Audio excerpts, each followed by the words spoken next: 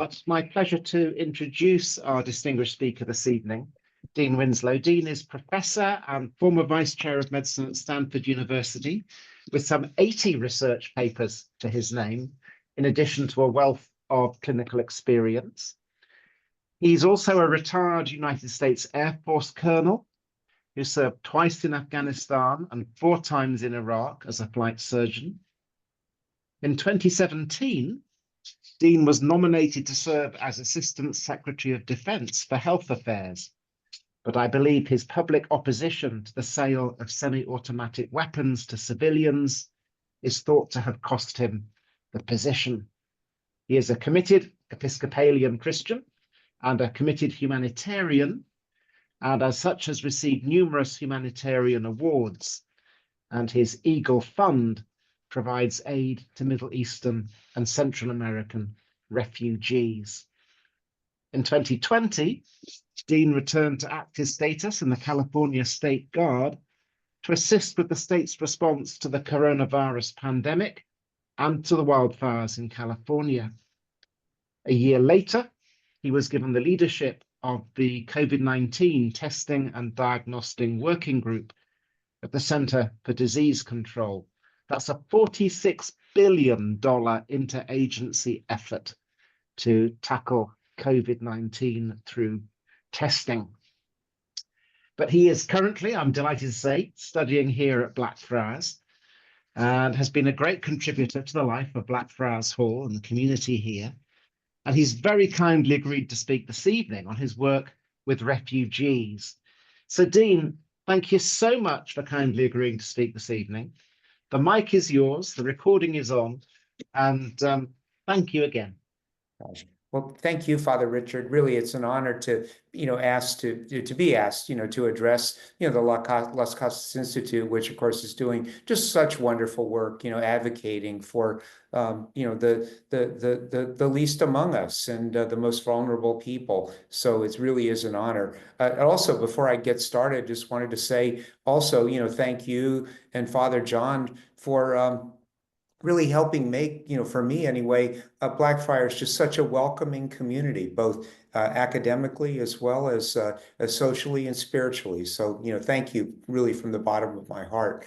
So anyway, today I'd like to talk a little bit about some of the work that I did during the year and a half that I was on leave from Stanford and working in Washington, D.C. on COVID, and then a couple of other side jobs, including, helping care for the Afghan refugees and the unaccompanied children at the southwest border. So anyway, I'll go ahead and can everyone see my slides on the screen? Okay, great. All right. So, I've got no conflicts of interest to declare. So we'll talk a little bit about the Testing and Diagnostics Working Group, and I won't, go too far into the weeds. Obviously we're now, 5 years after, some of the first cases were identified in both the UK and the US. And but again, it was really, quite an experience, though, kind of being at the front lines initially as a clinician during 2020, caring for patients, and then later, working in DC.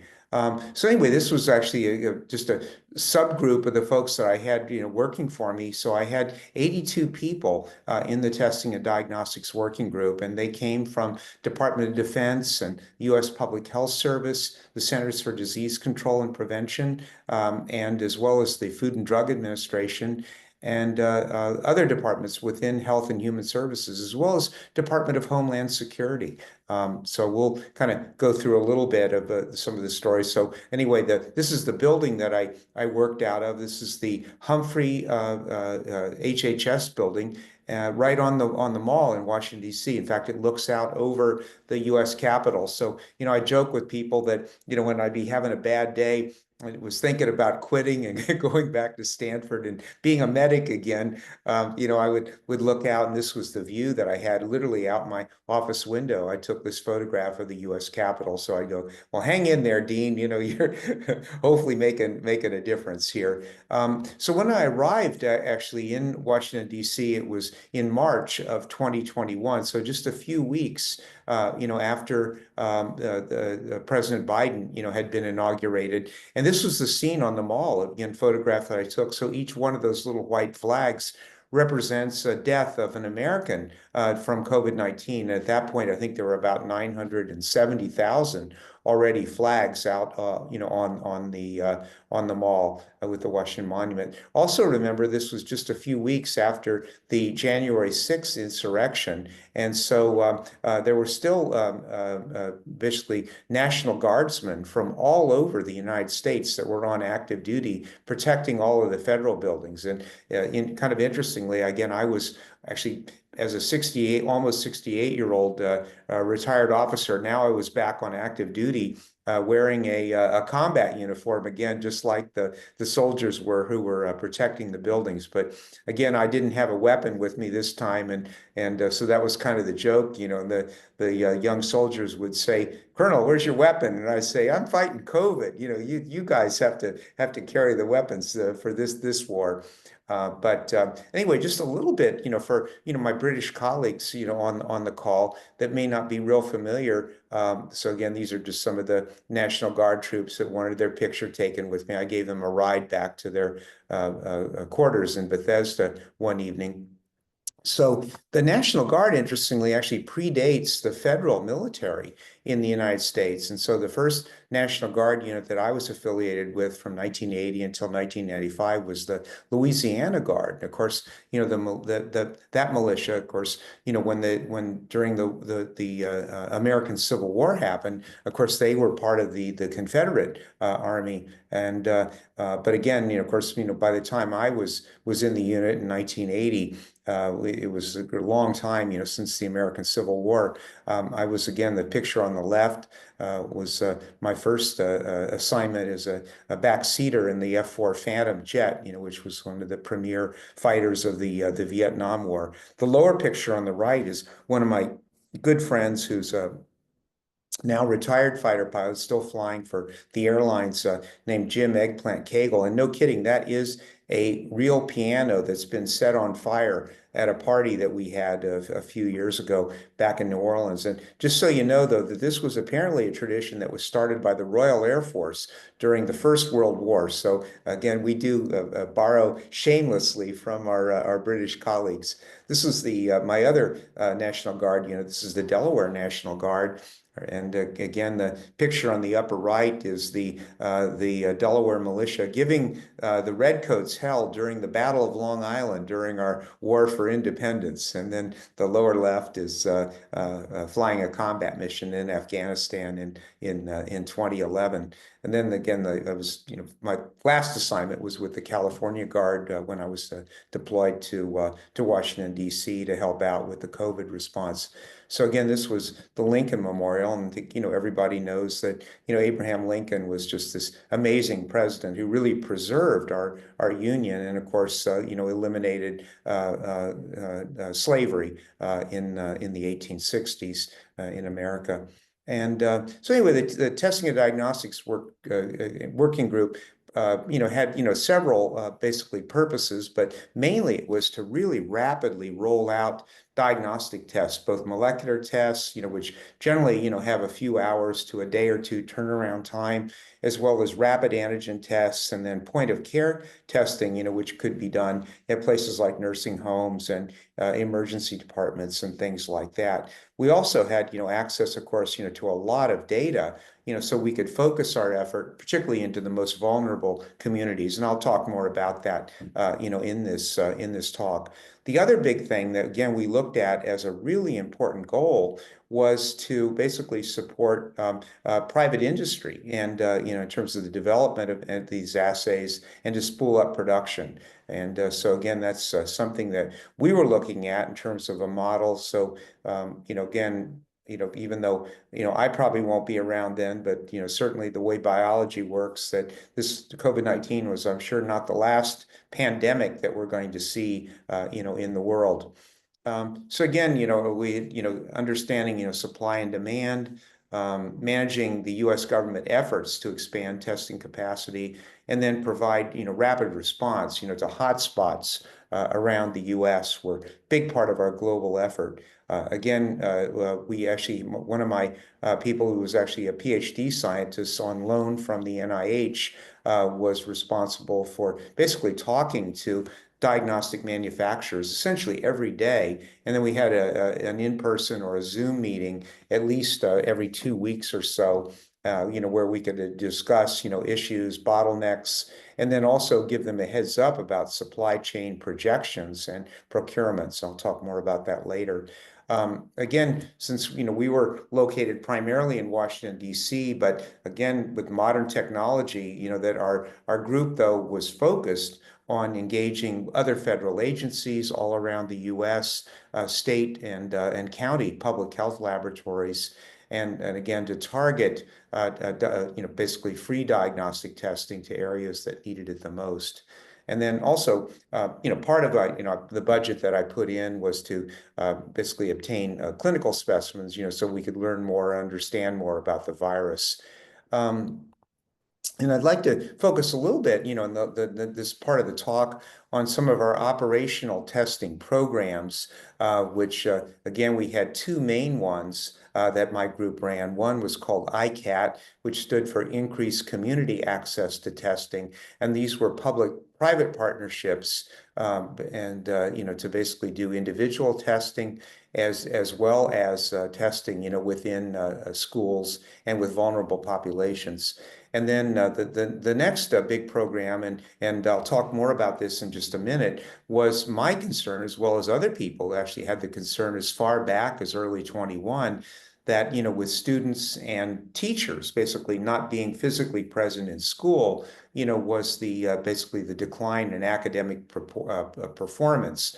And so again, being able to do serial testing and to basically safely get the children and their teachers back, physically into the classroom, was a high priority of mine, and I'll talk about that in a second.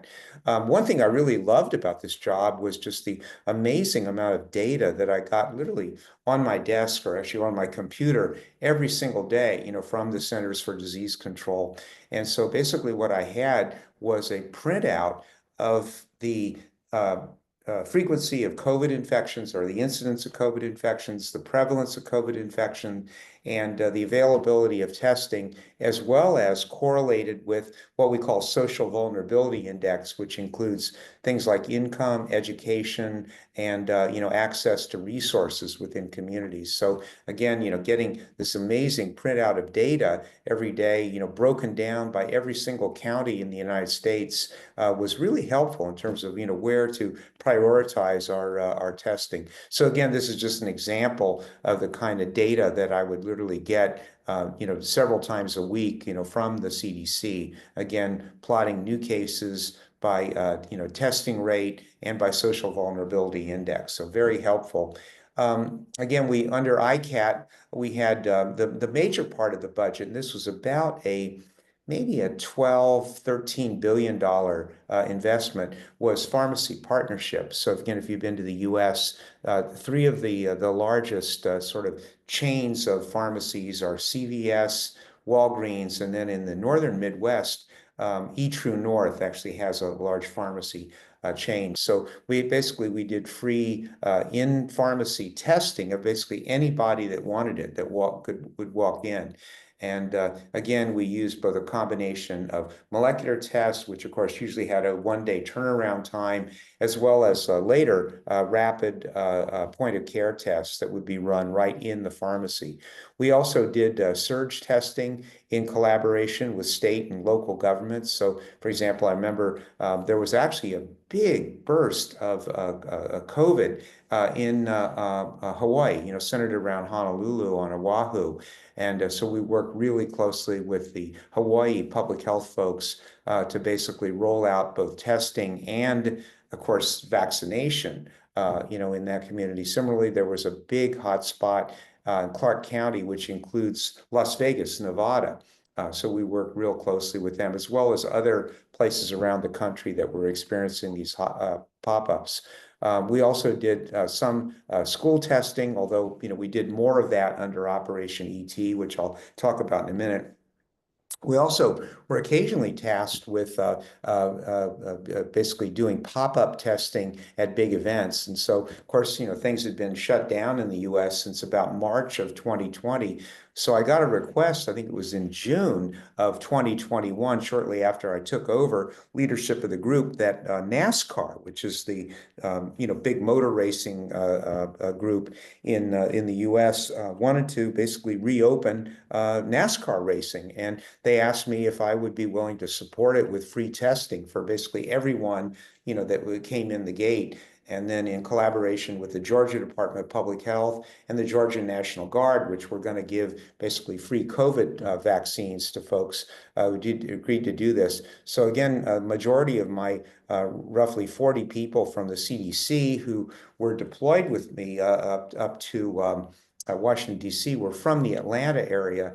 And Talladega, Alabama, which was the place where they wanted to have the first stock car race, is actually fairly close to Atlanta. So a number of my CDC people wanted to volunteer for this because that would allow them to have an extra day or two in Atlanta with their families before they had to come back to DC. So I agreed that they could do it, but I put a stipulation on it that in order for me to sign off on their expense report, they had to promise me that to get up to speed, that they would watch this movie, and I don't know if any of you saw that. It was called Talladega Nights with Will Ferrell. It was an absolutely cringe-worthy movie, but anyway, all of my CDC people said, "Oh yeah, Doc Winslow, we promise we'll watch that movie."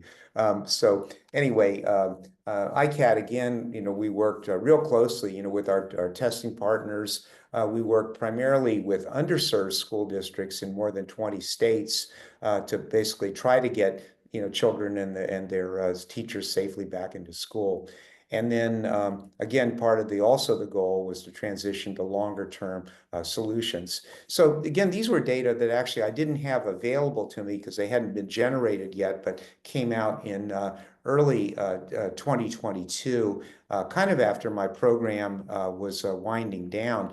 But what these data show is that not just kids, African-American kids or Latino kids, but really even upper middle class white students really suffered academically. And again, these were math test scores, which are very reproducible, and just showing, the really terrible adverse effect that, distance learning had on academic performance of elementary school and junior high school students in the U.S. So anyway, so our response to this was I was able to get some additional funding from the White House to basically do in-school testing.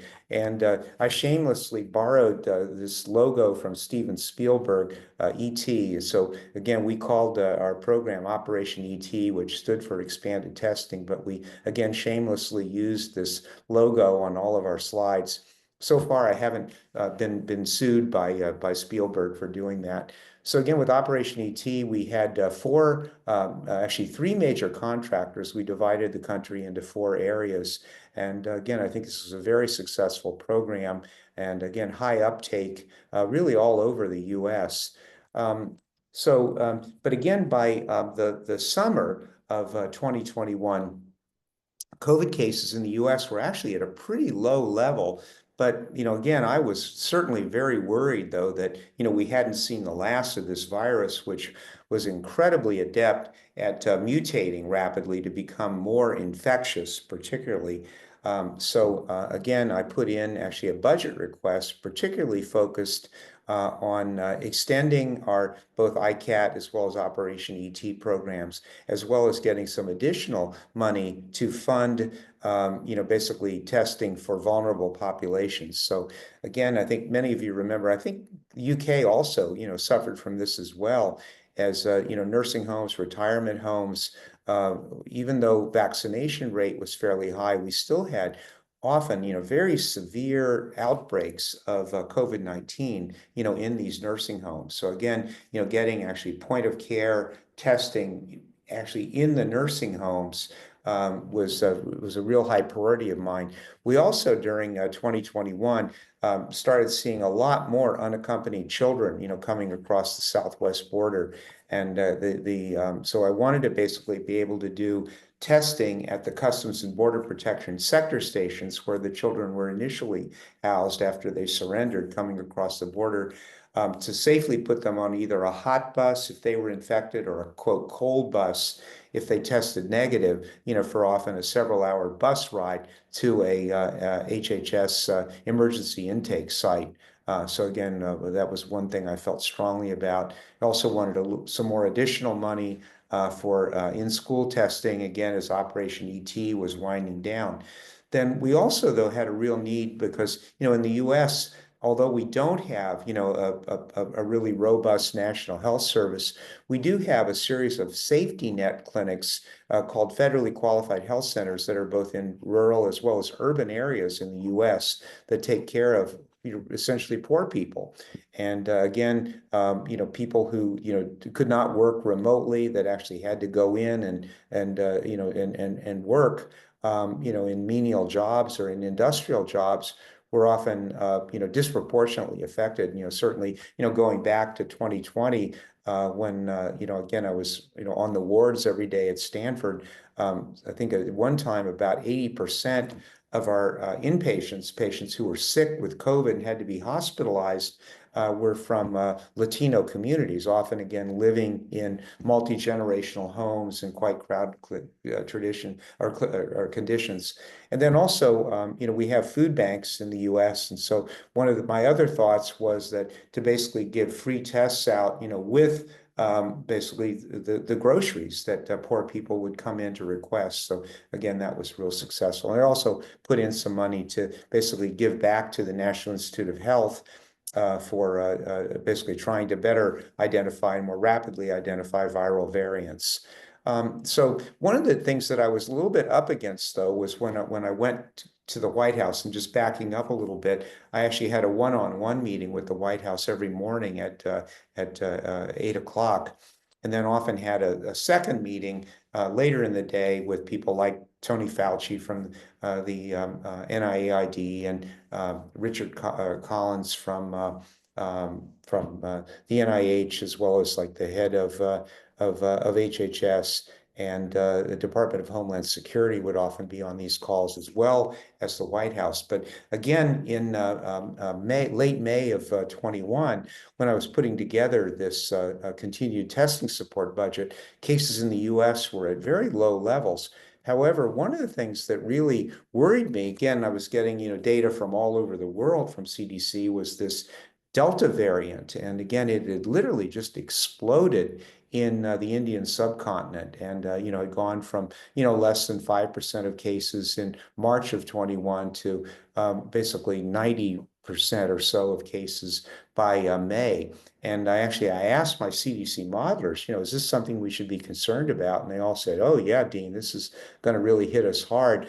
So I presented these data, to the White House, and maybe I didn't do as good a job as I should have. And again, I had just myself and then my 3 or 4, senior people from TDWG on the call with me. But again, the call didn't go super well. So again, this is a quote. So we're on Zoom, and I said to the White House, this Delta variant they're seeing in India is going to really hit us hard, and I'd like 2.5 billion to procure rapid tests for vulnerable populations. And I'd already sent them the slide deck of which populations we were talking about.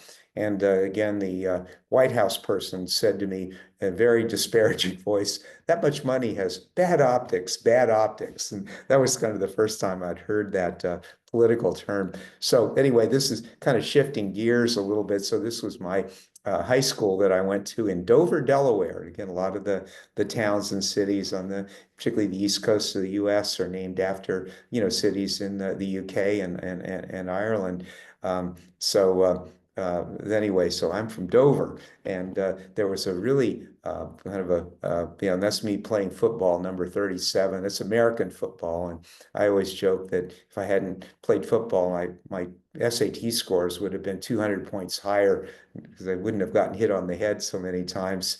And then again, when I got off the call, I was kind of discouraged, and so I went out for an early lunch that day, and And when I came back, I think my team were just lovely. They knew I was feeling kind of bad about being shot down for this proposal for continued testing support. So they printed out this picture from the 1970 movie MASH, and again, where the cocky young surgeons, they used to say, well, hey, we're the pros from Dover. So anyway, they put this, and they put, Joe Miller ran my ICAT program, and Mary Holscher was my finance person. So anyway, so I decided not to quit, that I had these wonderful people that were on the team. So anyway, my budget was reduced for that program from 2.5 billion to about 890 million. But again, what happened though, unfortunately, was that this Delta variant just absolutely exploded, in the summer of 21. But unfortunately, what had happened though was that again, my industry liaison person, who's his job, to communicate with industry, communicated this probably shortly after my disastrous call with the White House and said, hey, you're not going to be getting, $2.5 billion. It's, the budget's been cut significantly. And so Abbott, who at that time had about 80% of the manufacturing capacity in the US, actually laid off 1,500 manufacturing employees, closed 2 of their 5 diagnostic manufacturing plants, and even destroyed inventory. They didn't want that sitting around. And then, of course, again, Delta, then was off to the races. Fortunately, I was able to go back and get more money. So in addition to the original 890, a few weeks later, I got an additional 1.95 billion, and then a few weeks after that, an additional 1.1 billion for both point of care and over-the-counter tests. But by that point, though, again, Abbott had shut 2 of their 5 plants, laid off 1,500 people, and it took them quite a while to spool production back up. So at least in the States, that for several months, it was almost impossible, to get a COVID test, at a pharmacy. So anyway, I'll just close with this. This is just a partial list of the people that I worked with, and again, very grateful to all of them for just, what hard work that they did during this critical time. A lot of people ask, well, oh, did you work for Dr. Fauci? Well, actually, Fauci and I both reported directly to the White House, so we work kind of in parallel. But I've known Tony Fauci since 1978, and again, a great scientist and great public servant and everything. So this was one of the times that we got together in his office. And the guy on the left is Cliff Lane, who was his director of clinical research for many years. And then again, that's Dr. Fauci at a National Academy of Medicine banquet a year later, in probably the fall of 22. And that's my wife, Dr. Julie Parsonette, on the left. And Tony, I think there is drinking champagne, but just in case you're interested, his normal drink of choice is red wine, in case if you ever meet him. So, and then this is my buddy Henry Masur, who was the director of the ICU at the National Institute of Health. And then that was my boss at the CDC, Dr. Rochelle Walensky, who was a really great boss and gave me a lot of support and all the resources that I needed.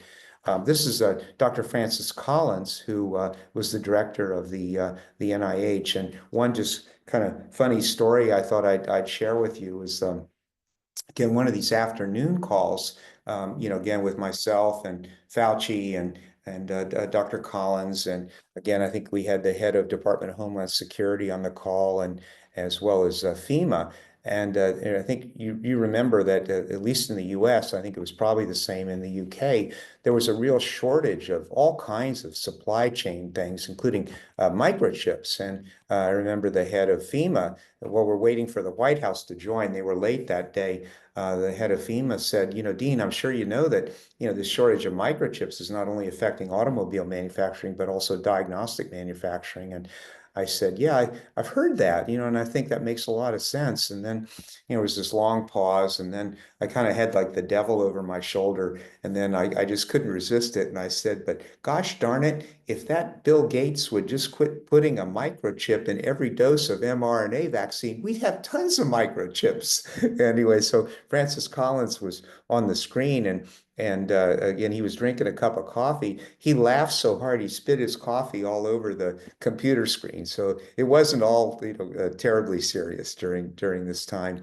So shifting gears, I wanted to talk a little bit about the Afghan refugee situation. So I think all of us remember these terrible scenes. When we pulled our the last U.S. combat forces out of Afghanistan in early August of 21, like literally over the next 4 weeks, every single province in Afghanistan, fell to the Taliban. And these were the kind of scenes that we would see on TV with refugees, flooding into Kabul, hoping to be able to get out. Backing up to September 11th, 2001, this was, of course, the reason that we got involved in the war in Afghanistan was to go after bin Laden, who, of course, had basically set up a training camp in Afghanistan and was being protected by the Taliban. So again, I had been serving in the military since 1980. And, I immediately, volunteered to basically go back on active duty and then eventually, ended up deploying multiple times to both Afghanistan and Iraq. One of the things that's just so sad, when the Taliban took over, was that the status of women had actually improved tremendously during our 20 years presence there, where they even, were represented in parliament in Afghanistan and were allowed to go to school. And of course, that all, fell apart, as soon as the Taliban retook control of Afghanistan. And again, this is a kind of a gruesome picture, but this is a young woman that I cared for during one of my deployments, who had again was a young mother, and she had a 2-year-old child, and her husband poured gasoline on her and lit her on fire instead of divorcing her. And again, we actually got permission to care for her at our combat hospital, even though in theory, we weren't supposed to take care of Afghans, but we broke that rule all the time. And we were actually had a amazing burn surgeon from San Antonio who was deployed with me at that time. And so he operated on her basically every day for almost a month. And I was able to arrange to get her transferred along with her mother to Boston Shriners Hospital, which is a major burn center in the US, where she could undergo skin grafting. And so she ended up doing well medically. And I do understand that apparently her husband was actually finally arrested. But, this is, again, just the kind of horrible things that would, happen in places like Afghanistan and even Iraq, when fundamentalists take over. So again, these are just some pictures of, my deployments to Afghanistan. The upper left is Bagram Airfield looking to the northeast.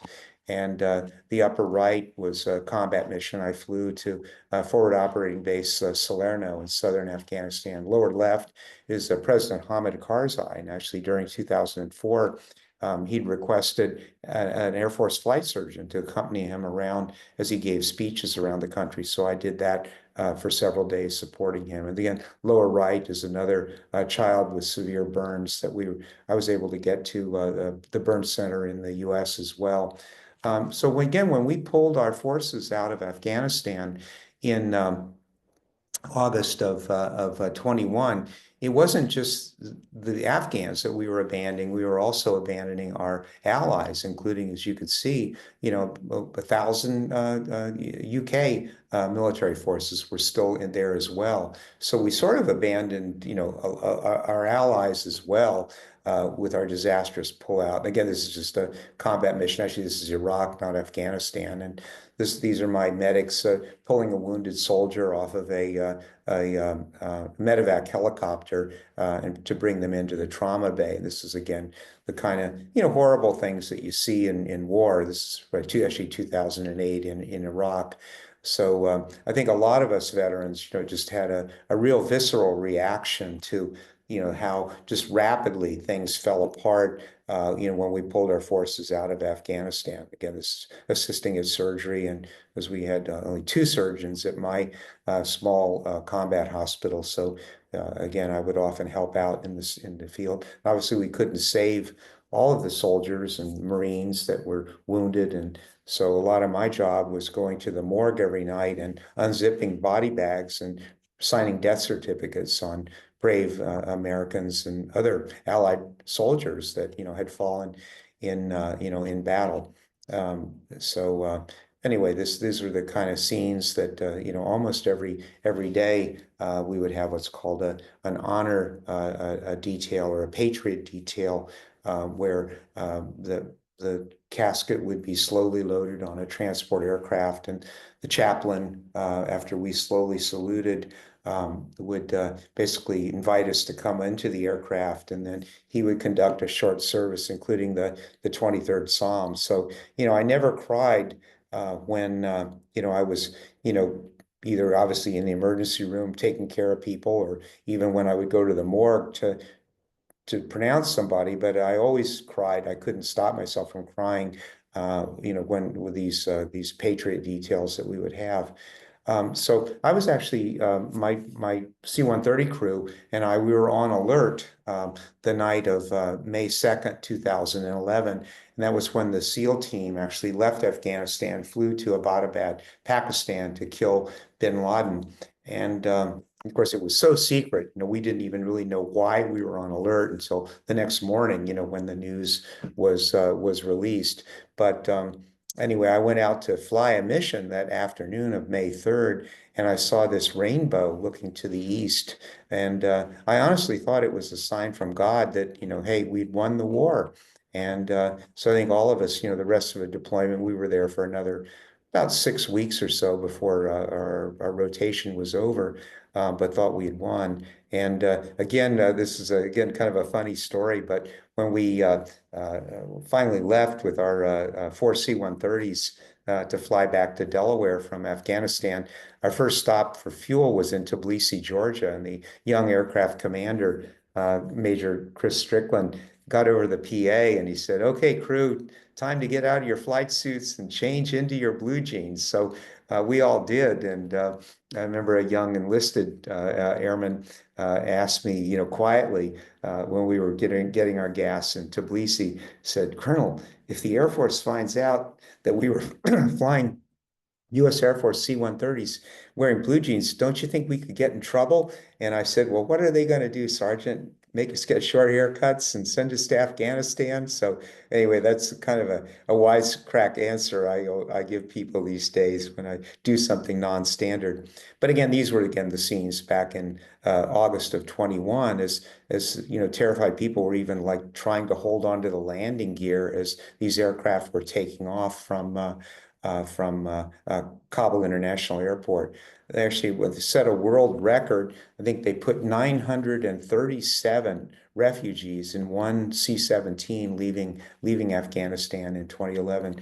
So my team was actually tasked with meeting the very first refugees as they arrived at Dulles International Airport, west of Washington, D.C., later in August.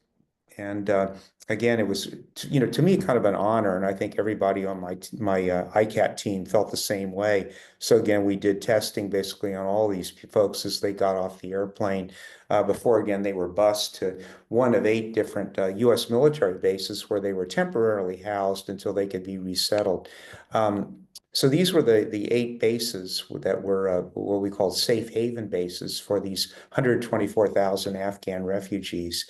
And one thing I'd like to actually point out, and I think I might have mentioned this to Richard before, is that probably 65% or so of our refugees were actually resettled by Catholic Charities, which is, a big, basically international group that works, in America with communities to resettle refugees. So again, shout out to Catholic Charities for the great work that they did.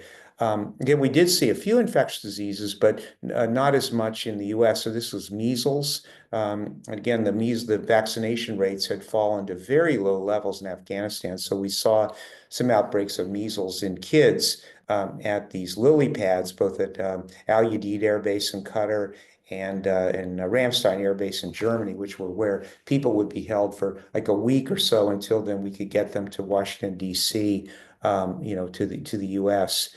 And the other disease that we saw, at the 8 safe haven bases, which wasn't a big surprise to me, is tuberculosis. There's still a lot of TB in Afghanistan, And I'd actually kind of had a heads up about this because when I was at deployed to Bagram Airfield in 2011, the Army was still responsible for caring for about 3,000 detainees that were in custody at the detention facility on the northeast side of the runway at Bagram. And again, I was able to help them, develop standard protocols to screen and treat tuberculosis. So we applied that, at our safe haven bases as well, make sure people were getting, the proper care. And of course, we work closely with state and county public health departments to make that happen. This is a rare disease called leishmaniasis. We saw a few cases. University of Minnesota was really helpful with their tropical medicine department in terms of helping us manage these patients. So in February of 22, so this is again about 4 months after the big flood of refugees came over, all but about 20,000 of the refugees at that point had been resettled, into the community. So 6 of the 8 safe haven bases has closed. Just 2 were open, and those were projected to be able to be closed soon. But there were still a trickle of refugees, from Afghanistan coming over. So Department of Homeland Security, which was the lead agency, contracted with this convention facility just a little bit north of Dulles International Airport. And this had been vacant really since early 2020. So again, they were glad to have the business. And I got a heads up just a couple of days before the mayor of Loudoun County was having a town meeting. They basically wanted to have an open house, to basically let the community know that, hey, we're opening this temporary facility and everything. And, I'm very naive, and I thought, well, this will be just an absolutely feel-good meeting. And again, Bob Fenton, who was the head of the Afghan refugee resettlement effort, wanted me to be there, to answer questions about infectious diseases if they came up.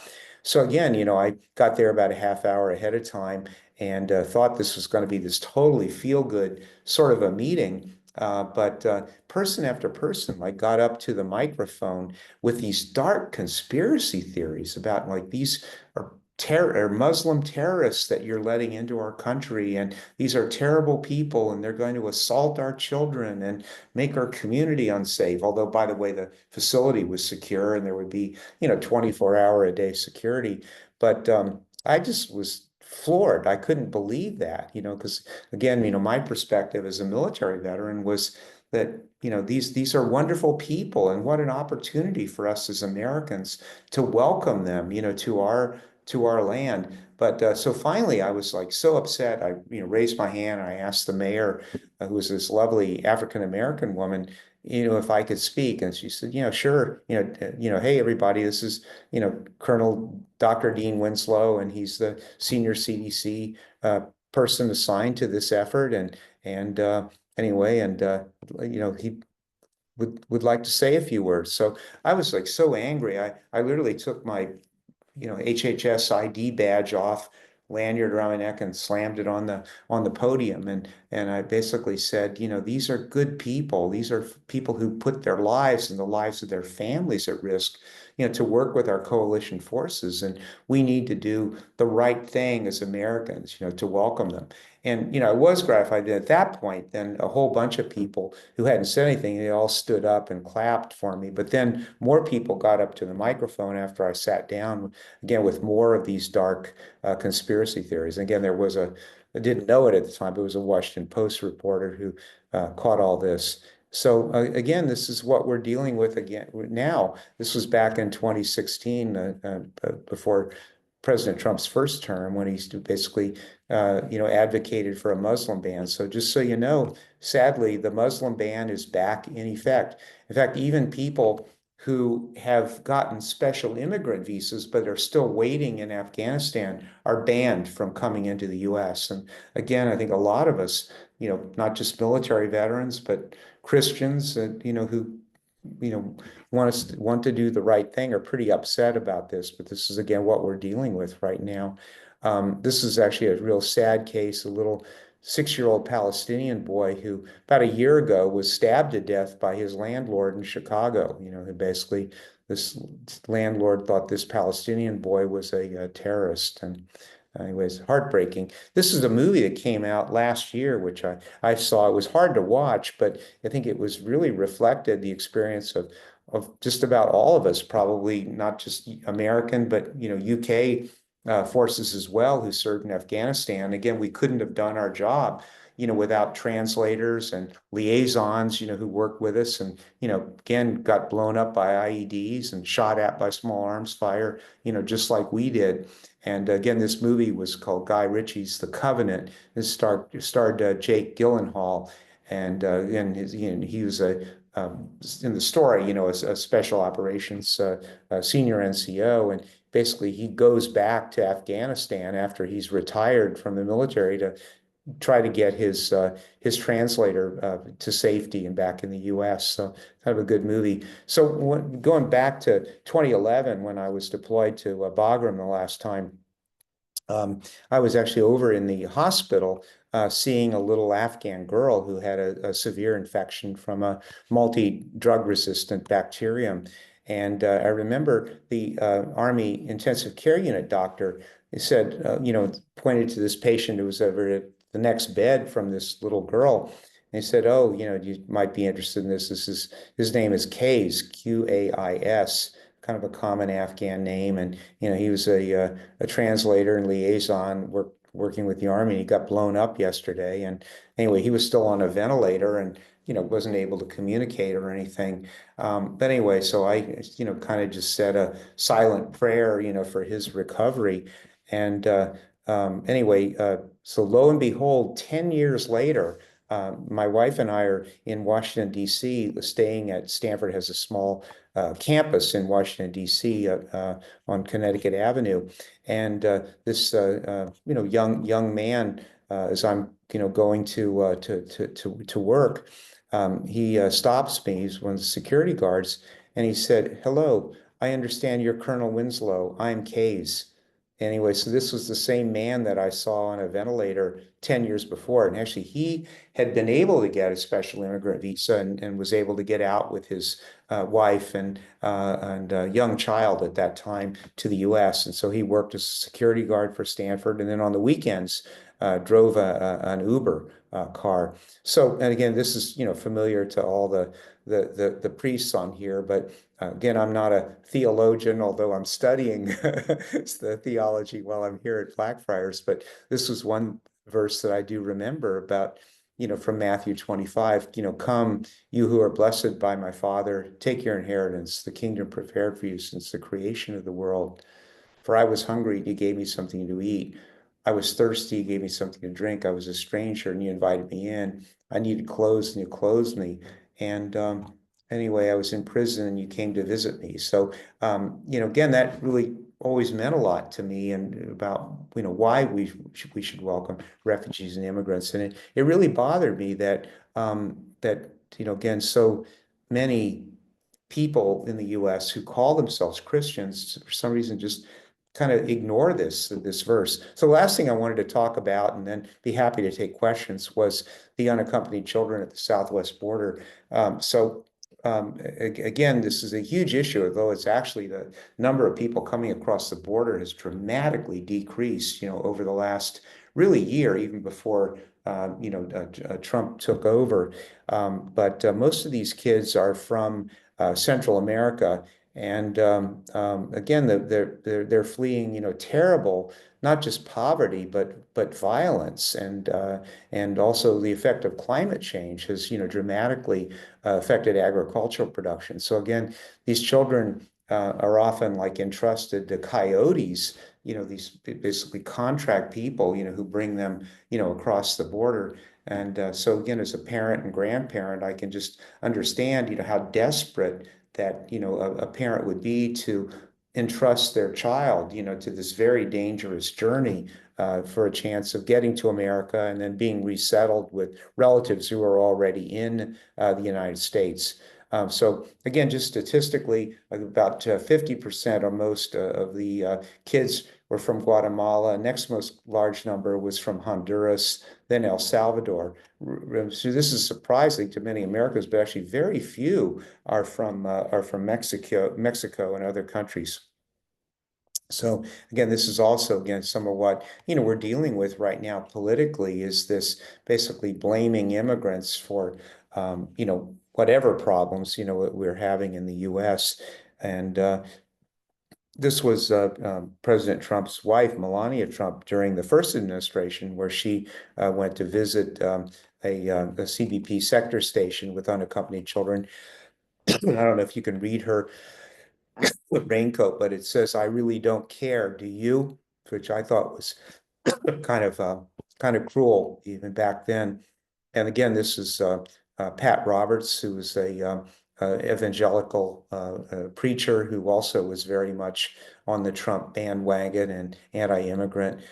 So again, this is very different than the way I was grown up, or raised in the 1950s and 60s. And my, father served in the Second World War, and my mom and dad were both from Indiana. And again, this was the words from the song from Rodgers and Hammerstein's South Pacific. Again, you've got to be taught to hate and fear. You've got to be taught, it's got to be drummed into your ear.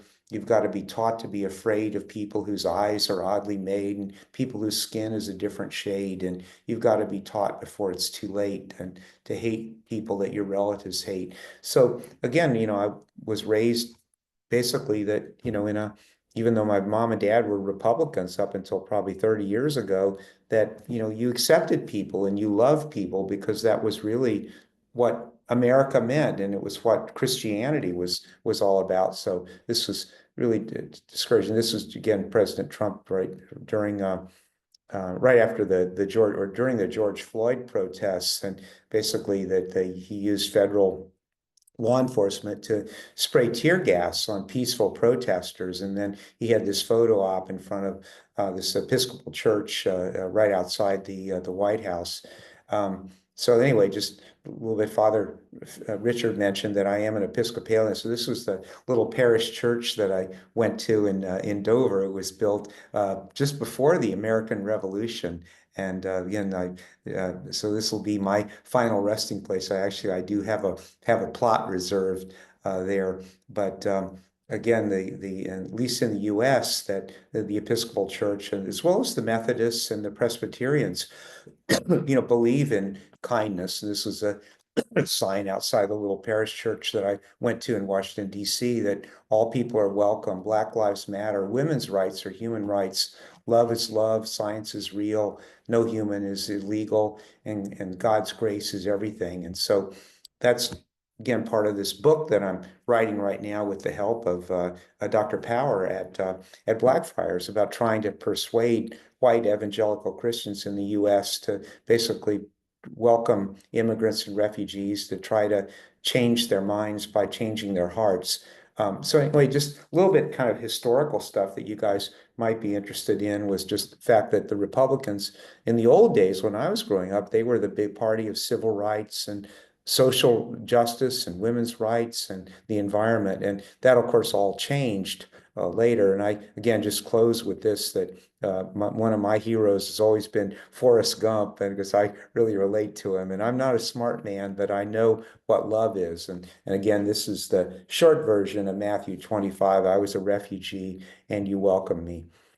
So again, I'll just real quickly just close that, again, the CBP folks, the Homeland Security, they're not bad guys, but they are law enforcement, and so it's a little different culture, but I got along with them great. And I remember one time when in a Zoom call, one of the CBP folks, who was being a little bit disrespectful to my lead person for the unaccompanied children testing. And so I had my screen off, and I was still, serving in uniform. And so I finally switched my camera back on, and I basically, now I'm, he sees my colonel uniform and with the chief flight surgeon's wings. And so I said to him in my deep voice, "Officer, listen up. Let me tell you how we did this downrange in Iraq." And all of a sudden his attitude changed. He literally stood up at attention. He said, "Yes, Colonel. Roger that, sir." Anyway, and after that exchange, he was very polite to Dr. Kirsch on the calls. So anyway, these were the HHS shelters. We had 3 of these large shelters that could accommodate up to 3,000 children at a time.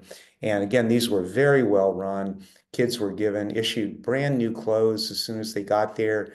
They got an educational assessment. They actually literally started school the same day that they arrived. And then as general rule, they were resettled with family in the US within 7 days or 7.5 days. So, and again, overall, I think it was a real positive experience. And I think we did a good job with the resources that we had, but wonderful, dedicated people. So anyway, I'll close there, and again, just these were some leadership tips I give to folks unsolicited. But again, be kind. Remember that love is the most powerful force in the universe. And since I'm also a pilot, I would always also joke, it's also important to take off and land on the center line of the runway. So anyway, I'll close there. Be happy to take questions. So. Dean, thank you so much for sharing such a rich presentation with us. And I get the sense, listening to you, that this now comes at a very important time in particularly in America's cultural and political history, that the truth of these narratives, as opposed to the lies and the disrespect that's out there, is now very important. That there seems to be a battle for the truth, or maybe a battle between the truth and both falsehood and not caring very much about truth. A big battle going on in the States, and I wonder what you make of that. And given clearly your great regard for Anthony Fauci, it must be horrible to see such people being pilloried and threatened, given their great public service. So I just wonder if you want to say a bit more about this wider context of what's happening to values in America.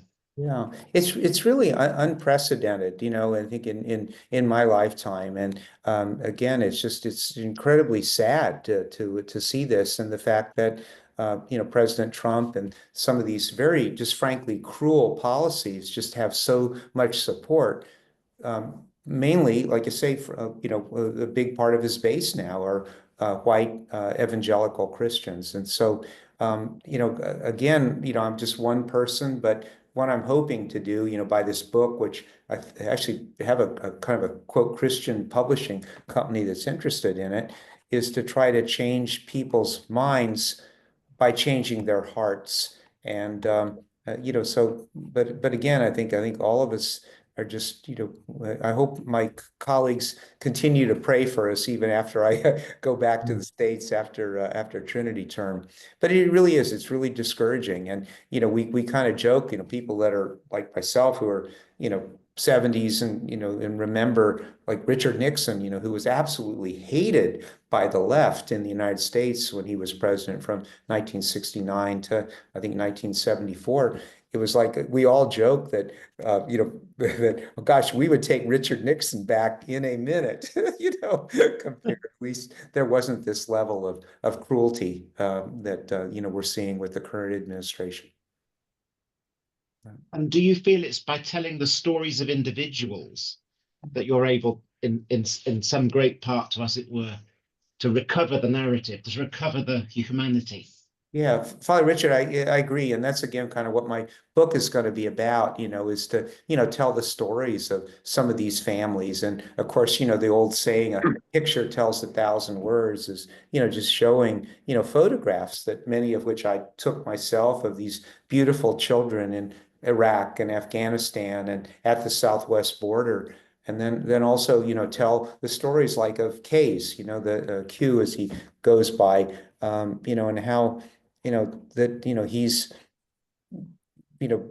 paying taxes and working 2 jobs and, raising 2 beautiful daughters. And, again, that's the real narrative that I want to get out there. So, have some, facts and figures, and also the fact that, again, I think you're probably aware of this, that even undocumented immigrants in the US, they commit crimes at something like 1/4 the rate of native-born Americans do.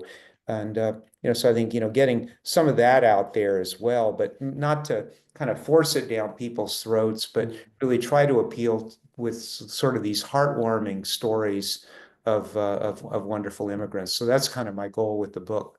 So I wonder if Carol or Anna have any questions they'd like to put. Just a couple of thoughts. Thank you, Dean, for your talk. It's like Father Richard said, very rich. You got me thinking about my own experience during COVID, and what I started to think about was how institutions, different institutions, respond more generally in a time of crisis. And it just strikes me that these institutions need to survive, and very often they don't really know what to do. So it's a very much a kind of knee-jerk reaction, as I think it was in the UK, with the way our politicians went around in the media right at the start, as though this was just kind of, you just wash your hands and it's just another day. Let's just carry on with life.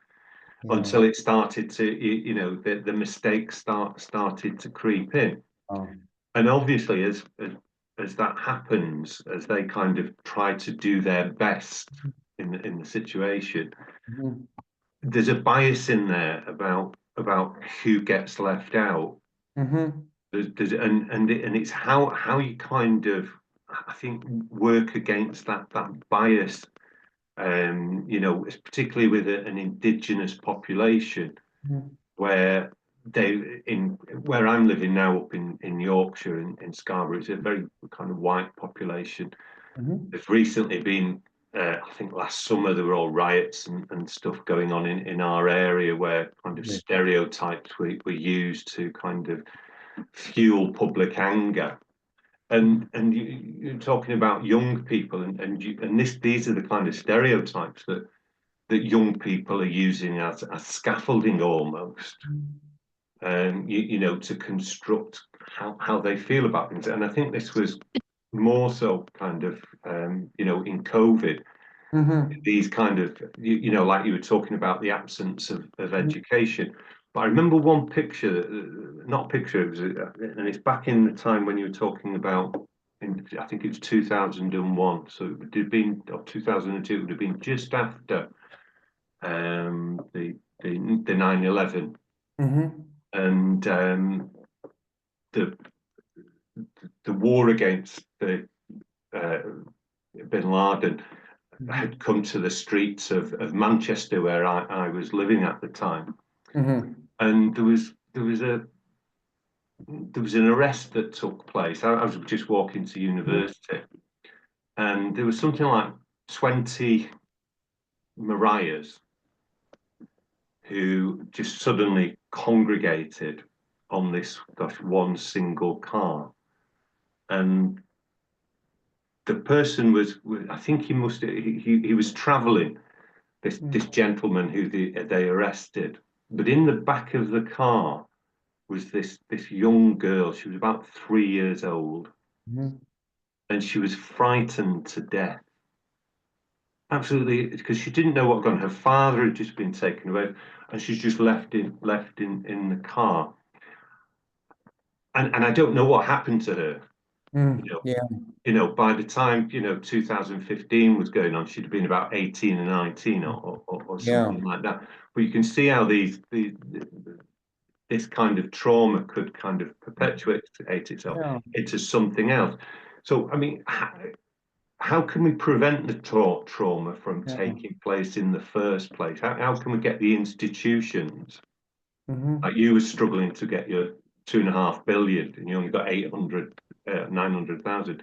How can we get the institutions to really kind of think about what they're doing, rather than just a knee-jerk reaction? Yeah. Well, again, I think you raise a lot of issues, but of course, one of the sad things that, happens in the States is that, again, you have a terrible, public health emergency like COVID, and we really weren't resourced, to handle it. Because again, what happens is that, public health is the first thing that gets cut in the budget, when there's not a pandemic around. So, we really, I think, were caught flat-footed in the States. And then, of course, this is a new virus that, we'd never really seen before. And, obviously you don't have the full data set, so some of the original stuff where they thought it was, largely droplet borne rather than aerosol borne, and then we subsequently found out that, probably the social distancing wasn't important, but wearing masks actually was helpful. But, again, at the very beginning, you don't have enough data. So, you are sort of making stuff up. You're building building the car as you're driving it. So I think we did learn a lot, but I think it has yet to be seen whether 20 years from now, when maybe the next pandemic hits, what very few of us will be around that that had the experience during this particular pandemic. So. Dean, can I ask you, do you think that climate change is likely to, as you like, be one of the drivers of the next pandemic? It's certainly possible because, again, one of the things actually the U.S. Department of Defense has been very concerned about for at least 25 years. The climate change is real. It's not a theory. It's actually observably real. And sea level rise, of course, is just a huge issue that, again, DoD has been very worried about because I think something like 75% of the world's populations lives in what are called littoral areas, within, so many miles of a coast. And obviously that's already, driving reduced agricultural production and increased vector-borne diseases, particularly mosquito-borne diseases like dengue fever and malaria and stuff. So I think it's already, having some effect. And I think the sort of reversal of the commitment to combating climate change, particularly by the U.S., is really regrettable. And it's I think it's really unfortunate because of it's our children and grandchildren that are going to pay. Yes. We're almost out of time, but Anna, would you like to say something? You're muted at the moment. Yeah, I just want to ask, well, there's two questions. One is just specific about the centres that the children were in. What's happened to them now if they're not allowing children through?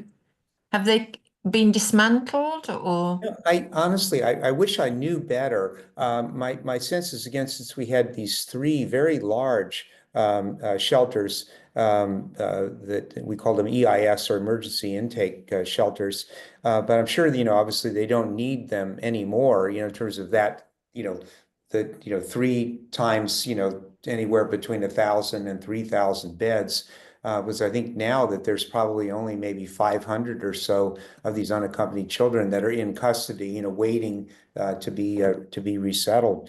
So I apologize that I just don't know exactly what's going on because it's like almost 3 years since or 2 years since I left government. So the other question was really about 9/11. Thank you very much for sharing all your experience and your care, for people that most people will never meet. And I think that because you've been in the situation, in Afghanistan and in Iraq and so on, that gives you an insight which is lacking in the general population, not only in the US, but here as well. But I think also with the US, 9/11 must have had a huge impact on people. This kind of out of the blue, somebody coming and attacking, a country Can you just comment on that quickly? Yeah, no, absolutely. And again, it was obviously this huge tragedy. I mean, it was 2,400 people died, in when those four airliners, crashed either World Trade Center, the Pentagon, and then the one that was flown into the ground near Pittsburgh. And people like myself, I mean, it wasn't like, I wanted retribution personally, but I was very proud, to basically say, I'm not going to retire from the Air Force, and I volunteered to deploy. And I remember it was the airliners weren't even flying yet again, when I hopped on a C-5 military plane from Travis Air Force Base to fly to Dover. And they were already receiving the bodies, from the people who died in the Pentagon. And it was really, really sad. But this thing is too, that all of us who served in the military downrange, we got to know Arab and Muslim people, as human beings. And these people were brave, and they shared our values, and they put their lives at risk beside us. Like this guy Caves, whose story that I tell. So I think probably the average military veteran is much more accepting of refugees and immigrants than people who've only lived let's say in a small town in the States. Thank you. Thank you very much. I'm afraid we have to call a halt there for this evening. Right. But we are very grateful to you for sharing your experience, your story, and it's an inspiration. And I hope it's also a wake-up call for people to recognize the seriousness of the situation that we are now in. So thank you very much indeed. Thank you. Thank you so much, Father Richard. It was a real honor. Okay. You guys take care. Have a great. Thank you. And you. Good night. Night. Good night. Good night.